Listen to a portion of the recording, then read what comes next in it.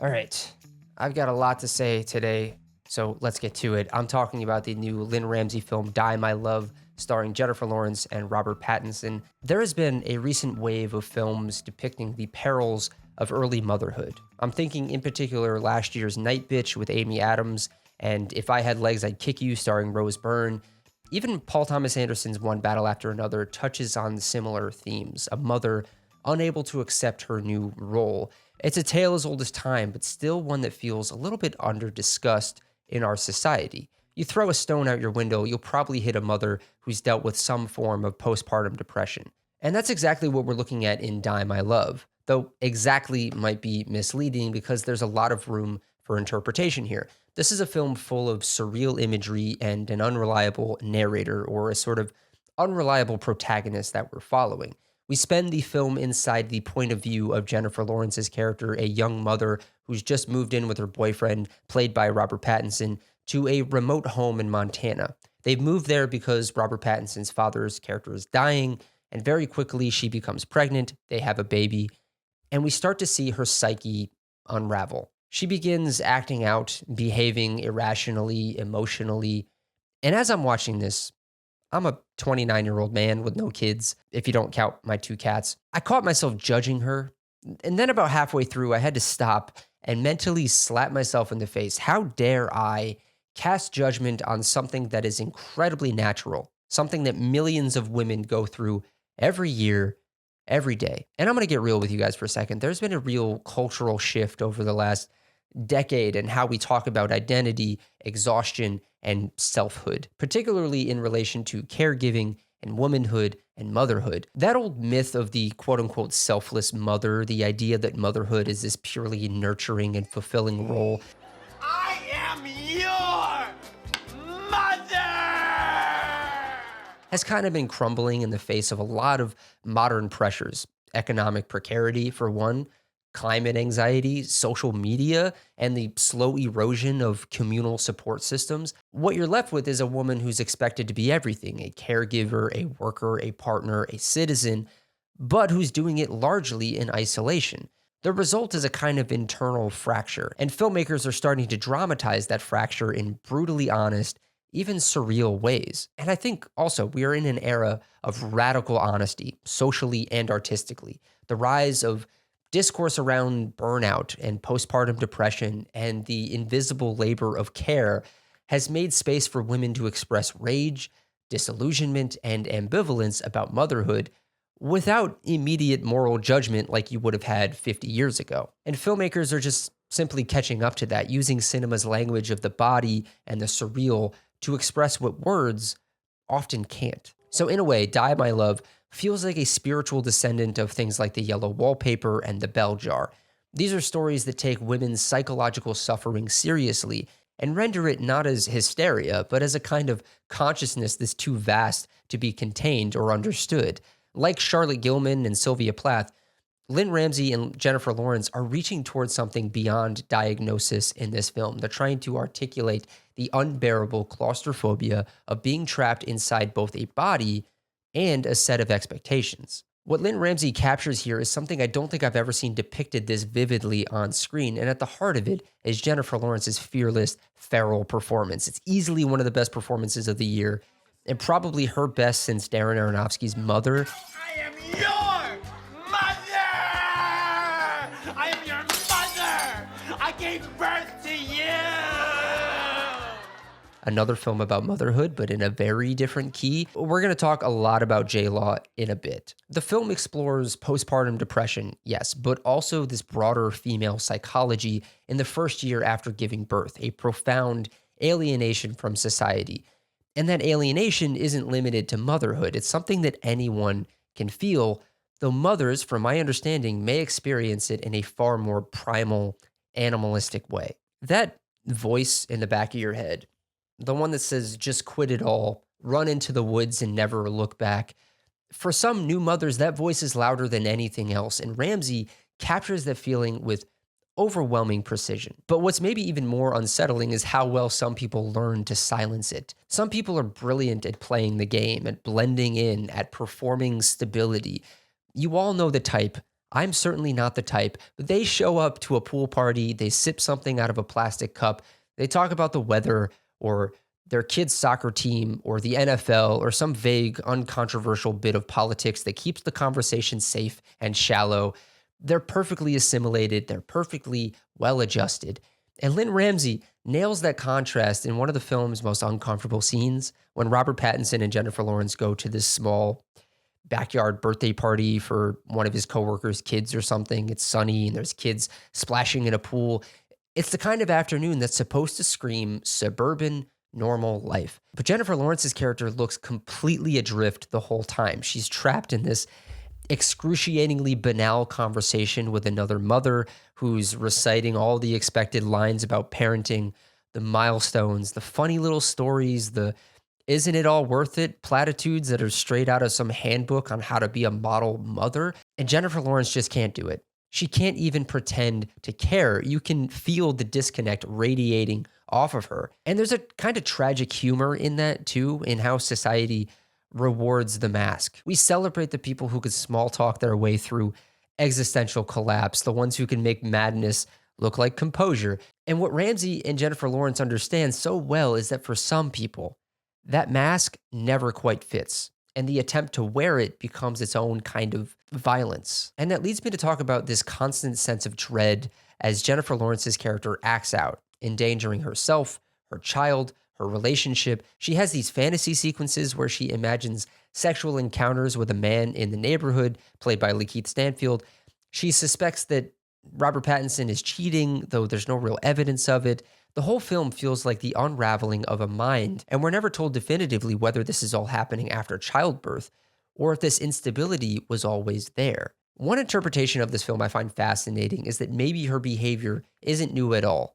Maybe Robert Pattinson's character, Jackson in the movie, took this wild, free-spirited woman out of the streets of New York City and tried to domesticate her in rural Montana. Maybe she was always feral and motherhood simply reinforced the cage that she found herself in. They move into this house that belonged to Jackson's uncle who committed suicide. It's this empty house in the middle of nowhere, Montana, and suddenly Jennifer Lawrence's character is a caged animal. She's told to settle down, to become a mother, but that confinement, that taming, seemingly drives her mad. There are countless scenes of her pacing around the house in boredom. The baby is asleep upstairs and she has nothing to do but wander around and listen to that song, Hey Mickey, You're So Fine, on repeat, or whatever that song is called. You get the sense that Jackson once loved her wildness back in the city, but now he wants her to conform. He wants her to be the quiet, domesticated homemaker, and she's gnawing at the bars of that expectation. And she bangs her head against the glass doors. At one point, she does more than that. She licks the window at one point. She's constantly in heat, desperate for sex, desperate to feel alive. She roams the house naked. It's animalistic. And in my opinion, it's kind of mesmerizing. Now, that reading of the film, that she's just too wild to be tamed, can feel a little unfair to Jackson, because it paints him as a man trying and failing to domesticate his partner and punishes him for it. Personally, I find it more powerful to read this film as a depiction of how motherhood itself can transform someone, how it can make even the most grounded person feel feral and alienated and unrecognizable to themselves. Hey, you know what? You know what? I am your mother. Okay, all right. I'm your mother. Okay. I'm your mother. Okay, don't. And as a man watching, I'll admit, I struggled to connect with parts of this film. I kept thinking, why doesn't she just get a hobby? But that's the point. It's not something you can control. It's chemical. It's emotional. It's kind of spiritual. And a lot of people online have been saying that they found Die My Love tough to watch, that even if they appreciate Ramsay's ambition, the symbolism can feel kind of dense, confusing, hard to follow, and I get that. It's the kind of film where you're still processing the last scene while the next one is already underway. I personally didn't feel lost, but I did feel disoriented. In a good way, in my opinion, like I was being swept along for the ride, again, anchored by Jennifer Lawrence's staggering performance. Lynne Ramsay's storytelling here is impressionistic. It's this collage of reality, dreams, nightmares, and symbols. One recurring image in this film is a dog and a horse, but I'll focus on the dog. Jackson brings home this barking dog one day, and pretty soon it's Jennifer Lawrence, the baby, and the dog trapped in this house together, and the dog gets sick, and it's whining endlessly, and Lawrence begs Jackson to just put it out of its misery, but he refuses. So she does it herself. It's shocking, but it makes sense because she is the dog. She's sick and she's trapped and she's desperate to be released. Robert Pattinson's performance is going to be overshadowed by Jennifer Lawrence's, and that's understandable, but his performance is all about helplessness. He's watching the person he loves unravel, his partner, the mother to his child, and he doesn't know what to do. He's scared, confused, trying to hold it all together. He was kind of the surrogate that I was watching this film through. If you go into this movie with no understanding of postpartum depression or mental illness, you're probably going to be lost in this film. But Ramsay's direction makes it feel deliberate. Every moment, every image, every symbol feels intentional, even when it's disorienting. One sequence in this film that really stuck with me was the wedding. Jackson finally at one point proposes, and for a brief moment, things seem good between the two of them. Their first dance is to John Prine's In Spite of Ourselves, and later in the film, that song actually comes back. They're driving together, singing it together, and it's this fleeting, beautiful reprieve. And there's this lyric in the song, against all odds, honey, we're the big door prize. It's such a bittersweet moment. These two people trying desperately to hold on to something that's clearly slipping away. And that line, against all odds, we're the big door prize, carries so much weight because in a certain light, it's romantic and it's sincere, but in another, it's almost tragic. You could look at your partner sitting next to you and think, this is it? This is the big door prize? You could start to wonder if you made a terrible mistake, if the thing you were promised, the prize at the end of all of this, isn't quite what you thought it would be. And I think that recontextualization within the film is fascinating. Ramsay takes a lyric meant to be tender and loving and reframes it as something that's, in my opinion, quietly devastating. It's a reminder of how quickly affection can turn into resentment and how the same words can mean something entirely different depending on where you are in life. And speaking of that scene, and really the whole film, it's impossible to overstate just how extraordinary Jennifer Lawrence is here, so excuse me while I take a moment to talk about it. This is without question one of the most fearless performances I've ever seen from her, maybe from anyone this year. There is a total lack of vanity in what she's doing. She strips herself bare, physically and emotionally, in a way that feels almost dangerous. You stop seeing Jennifer Lawrence, the movie star, within the first 10 minutes of this movie. You stop seeing Katniss Everdeen. You stop seeing the Oscar winner, the celebrity, the meme. And all that's left is this woman, this mother, this animal trying to claw her way back to sanity, or maybe more accurately, succumbing to this form of insanity. There's something so physical about her work here. The way that she moves, the way that she crawls on the floor, the way that she grips things, the way that she uses her voice, it's guttural at times. She doesn't act like someone who's playing crazy. She embodies the sensation of losing control of your own mind. There are moments where she's frightening, moments where she's heartbreakingly tender, and moments where she's almost childlike. And it's so disarming because she never tips it into caricature or melodrama. You could see every flicker of awareness, every attempt to somewhat hold it together, and every second where she realizes that she can't. And what I love most about her performance, and I think about a lot of this film in general, is that it makes you complicit. You start the film judging her. I certainly did. And by the end, you're almost humbled by her. You realize how much of that judgment comes from fear, from the parts of ourselves that we'd rather not look at. And I think that's part of why this film hit me so hard. It isn't just about her vulnerability, it's about our own. I realized that my initial resistance to her character wasn't really about her behavior. It was about me not wanting to confront something raw and unresolved about myself. Maybe that fear that I didn't know what I would do if I was in this situation that Robert Pattinson found himself in. That fear of not being able to understand her, of not being able to categorize her pain, felt like standing in front of a mirror that reflects back every uncomfortable truth about what it means to love or to disappoint or to be disappointed. There's a kind of terror in seeing someone unravel with such honesty because it forces you to acknowledge how close we all are to that same edge, how thin the line between composure and collapse actually is. So when I say I was judging her, what I really mean is that I was protecting myself. I didn't want to feel what she was feeling. I didn't want to feel what Robert Pattinson was feeling. I didn't want to recognize that kind of despair in someone that I care about, the kind that lives somewhere deep in the body beyond words or reason. But the beauty of Jennifer Lawrence's performance and of Lynne Ramsay's direction is that they don't let you hide. They ask you to stay with her, to witness her fully, and in doing so, they make you a little bit more honest with yourself. I think that this film truly made me more honest with myself. She takes this character, who on paper could have easily become the hysterical mother stereotype, Mother! Mother!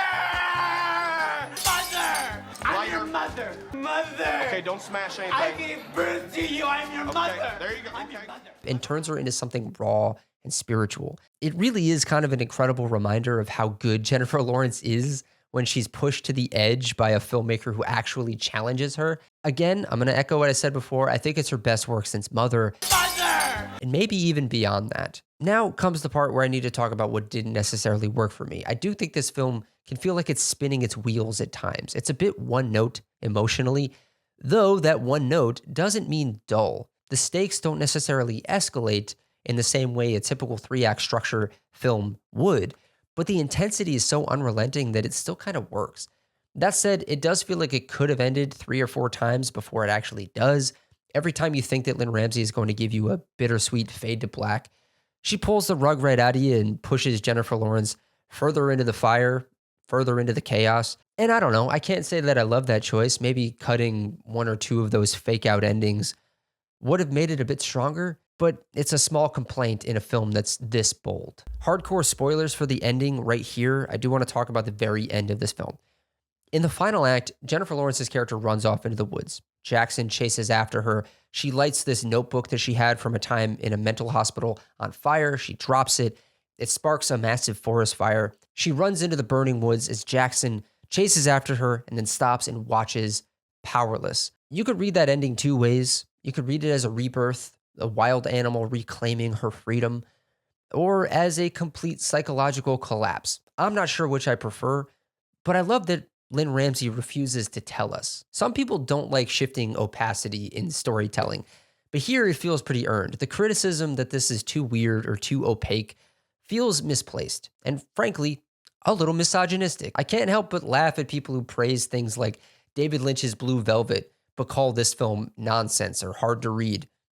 Get your priorities straight. The ending of this film did hit me like a freight train, and reflecting on it after the credits rolled, I realized how much I admired it even more than when I was watching it. During the film, I think I was just mesmerized by Jennifer Lawrence's feral physicality, crawling on the floor, contorting her body, shedding every trace of vanity, that I didn't even process how deeply layered the film was until afterward. All of this being said, this is a sleeper surprise for me. I found it deeply sincere, deeply complex, a film that captures a feeling that's both surreal and universal. And I know that that sounds paradoxical, but it's true. There are feelings we all think are unique to us, these private feelings, these shameful feelings, until we realize that everyone else has felt them too. And Die My Love is one of the best depictions of that truth that I think I've ever seen on screen. I'm urging you all, go see this if you have a chance. And if you have seen this film, what did you think of it? Let me know down in the comments. Do you think that Jennifer Lawrence gives one of the best performances of the year like I do? Do you think she's going to make it into the awards race? I know it's kind of shitty talking about awards when you just want to praise a film on its own merit and not think about that kind of stuff, but I truly think that she is nomination worthy. Let me know down in the comments if you agree. And when you're done down there, go ahead and like this video, hit the subscribe button, and hit the bell to be notified when new videos come out on this very channel. And then when you're done with that, you can go over to Letterboxd and follow me over there so you can see what I'm watching when I'm watching it. That's going to do it for me. I'll see you all next time.